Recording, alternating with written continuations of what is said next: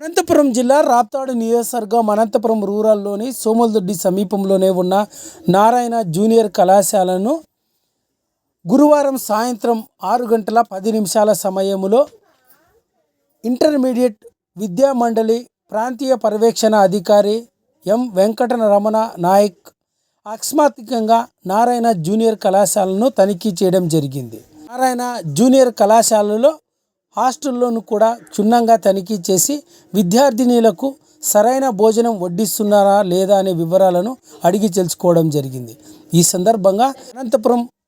intermediate విద్యా మండలి ప్రాంతీయ పర్యవేక్షణ అధికారి వెంకటరమణ నాయక్ మీడియాతో మాట్లాడుతూ సోములదొడ్డి గ్రామ సమీపంలోనే ఉన్న నారాయణ జూనియర్ కళాశాలను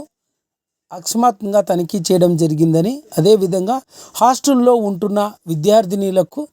మంచి భోజనం అందిస్తున్నారా లేదనే వివరాలను సైతం విద్యార్థినులు అడిగి తెలుసుకోవడం జరిగిందని, హాస్టల్లో ఉంటున్న విద్యార్థినీలకు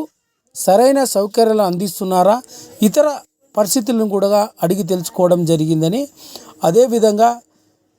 జూనియర్ కళాశాలలకు సంక్రాంతి సెలవులు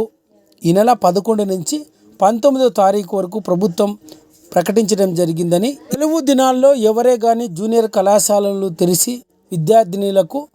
క్లాసులు నిర్వహిస్తే అటువంటి జూనియర్ కళాశాలపై చర్యలు తీసుకుంటామని, తిరిగి